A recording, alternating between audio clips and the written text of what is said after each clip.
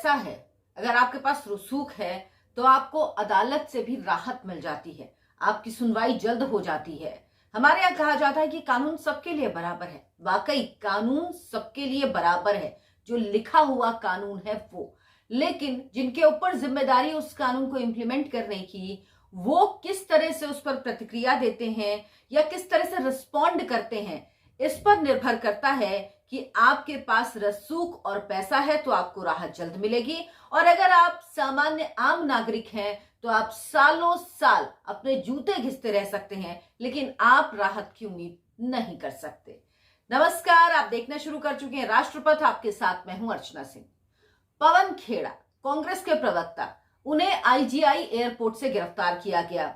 इन सब मामलों में मैं नहीं बात करना चाहती, वो सब कुछ आपको पता है, वो सब कुछ आपने देखा है।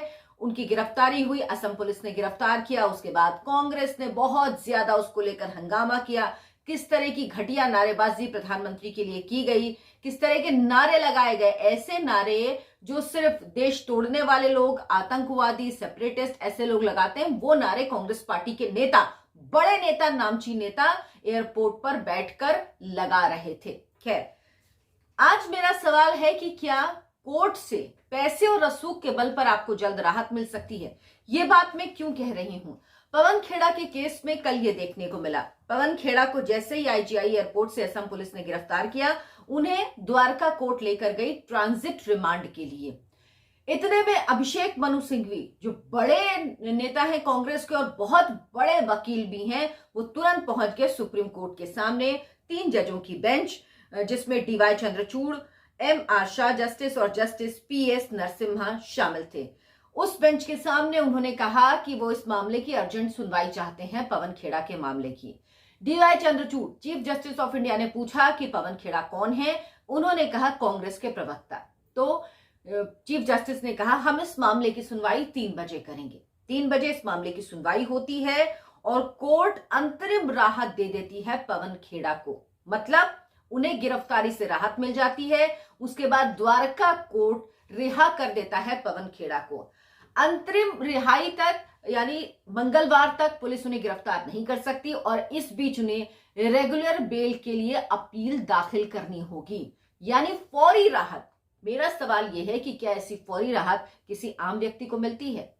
क्या किसी आम व्यक्ति की ये पहुंच होती है कि तुरंत कोई बड़ा वकील सुप्रीम कोर्ट में पहुंच जाए और तुरंत ही कोर्ट उस मामले को सुन ले?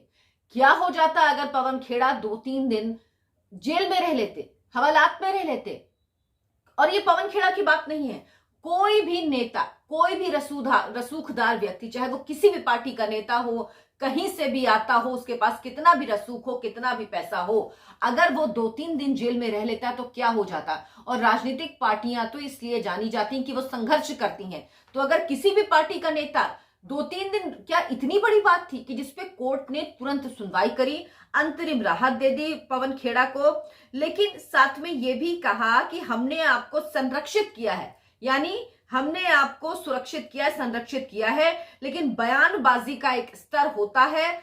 सुप्रीम कोर्ट की सुनवाई के दौरान ये कहा justice D Y Chandrachud, chief justice of India ने, कि बयानबाजी का एक स्तर होता है, हमने आपको संरक्षित किया है, यानी पवन खेड़ा को भी फटकार लगाई। उनके वकील जो पहुंचे थे, अभिषेक मनु सिंघवी, उनसे ये बातें कोर्ट ने कही। लेकिन क्या जो हजारों मामले, जो लाखों मामले पेंडिंग हैं, क्या उन किसी मामले में ऐसा होता है?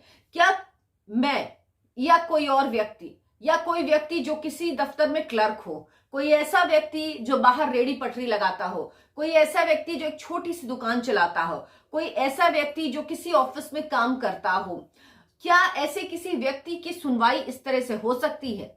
नहीं। पहली बात तो यह कि अभिषेक मनु सिंघवी जैसे वकील वो हायर नहीं कर पाएगा, उसके पास इतना पैसा नहीं होगा कि वो इतने बड़े वकील को हायर कर पाए। और दूसरी बात, सुप्रीम कोर्ट इतना तत्काल रूप से सुनवाई नहीं करेगा।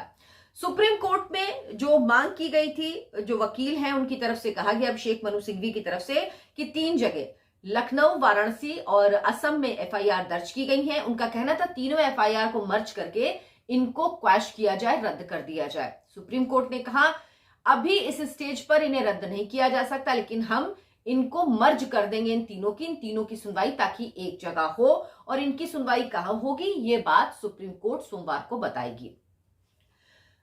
आपको याद होगा नुपुर शर्मा का केस। नुपुर शर्मा भी इसी आधार को लेकर कोर्ट में गई थी कि उनके खिलाफ देश के अलग अलग हिस्सों में मामले दर्ज हैं, उन मामलों को एक जगह कर दिया जाए क्योंकि उनकी सुरक्षा को खतरा है। और वाकई नुपुर शर्मा की सुरक्षा को खतरा था। उन्होंने सुरक्षा को खतरे को आधार बनाया था क्योंकि उन्हें सर तन से जुदा की धमकी दी जा रही थी। इसी बात को आधार बनाकर वो सुप्रीम कोर्ट गई थी। लेकिन तब सुप्रीम कोर्ट ने क्या कहा था, सुप्रीम कोर्ट ने किस तरह का बर्ताव किया था? सुप्रीम कोर्ट ने कहा था कि आप इस जो टिप्पणी की थी, फैसला जो दिया, याचिका एक जगह करने से इनकार कर दिया, बोले आप जाइए। आप बाद में हालांकि उस फैसले को पलटा, बाद में हालांकि वो याचिकाएं एक जगह की गई, लेकिन जब पहली बार सुनवाई के लिए गई थी तो उस याचिका को रद्द कर दिया। और किस तरह की टिप्पणी की थी सुप्रीम कोर्ट ने? इस तरह की टिप्पणी की गई जिस टिप्पणी की कोई आवश्यकता नहीं थी, क्योंकि सुप्रीम कोर्ट जो मामला गया उस मामले पर फैसला दे सकता है, आदेश सुना सकता है, लेकिन उसकी ये अनवांटेड टिप्पणियां, क्या इस टिप्पणी की जरूरत थी जो पवन खेड़ा के मामले में नहीं की गई? पवन खेड़ा के मामले में सुप्रीम कोर्ट ने नहीं कहा कि नहीं आप जाइए अलग अलग जगह सुनवाई करिए, या ये भी नहीं कहा कि ये कोई ऐसा मामला नहीं है जिसमें अर्जेंट हियरिंग की जरूरत हो। मामले को अर्जेंट हियरिंग में लगाया गया, उसकी तुरंत सुनवाई हुई, अंतरिम राहत भी दे दी गई मंगलवार तक के लिए, और साथ ही कहा गया कि तब तक आपको रेगुलर बेल के लिए याचिका दाखिल करनी होगी। ये सब कुछ हुआ। मेरा सवाल सिर्फ यही है कि इस देश में हम बात करते हैं कि कानून हर व्यक्ति के लिए बराबर है, लेकिन क्या जिनकी जिम्मेदारी है कानून किस तरह से वो लोगों तक पहुंचे या किस तरह से कानून का पालन हो, क्या वो लोग वाकई वो जिम्मेदारी अपनी निभाते हैं? किरण रिजिजू जो कानून मंत्री है, उन्होंने भी कहा था कि सुप्रीम कोर्ट आखिर बेल अर्जी पर सुनवाई क्यों करती है, सुप्रीम कोर्ट अपना वक्त क्यों जाया करती, इतने पेंडिंग केसेस हैं, सुप्रीम कोर्ट उन पर ध्यान देना चाहिए। रेगुलर बेल की याचिकाएं नहीं सुननी चाहिए, वो किसी और कोर्ट में भी दायर हो सकती है। हाई कोर्ट को जिम्मेदारी होनी चाहिए कि वो इस पर सुने। तो माना दो अलग अलग राज्यों का केस था, क्योंकि 2 केस उत्तर प्रदेश में और 1 केस असम में दर्ज था, तो क्या ये नहीं होता कि वहां के हाई कोर्ट में कहती सुप्रीम कोर्ट कि आप हाई कोर्ट में जाइए, ये अपील आप हाई कोर्ट में दायर करिए? नहीं, इतनी क्विक एक्शन, इतना क्विक फैसला, इतना क्विक आदेश, ठीक है, अच्छी बात है, लेकिन ये सबके लिए क्यों लागू नहीं? ये हर एक आम आदमी की पहुंच से बाहर क्यों है? क्यों किसी व्यक्ति को अपनी जमानत पाने के लिए सुप्रीम कोर्ट तो छोड़िए, जिला अदालत में चप्पलें घिस जाती, उसके बाद हाई कोर्ट, सुप्रीम कोर्ट, कभी कभी तो सालों लग जाते हैं एक जमानत के लिए और कहीं उसकी सुनवाई नहीं होती। तो क्या पैसा और रसूख अदालत में भी काम करता है? और अगर आपके पास ये है तो आपको तुरंत राहत मिल जाएगी, तुरंत आपको सुनवाई होगी। कानून को लागू करने की या जिन पर ये जिम्मेदारी है, जो न्यायपालिका से जुड़े लोग हैं, उनको इस बारे में जरूर सोचना चाहिए कि वो किस तरह की नजीर दे रहे हैं, किस तरह की नजीर बना रहे हैं, लोगों के सामने किस तरह के उदाहरण पेश कर रहे हैं। क्यों आम लोगों को लगता है कि कानून पैसे वाले रसूख वालों के लिए अलग है और किसी आम आदमी के लिए अलग है? उसकी वजह ऐसे ही उदाहरण है। अगर आपको मेरा वीडियो पसंद आया हो तो लाइक करें, शेयर करें और मेरे चैनल को सब्सक्राइब जरूर कर लें। नमस्कार।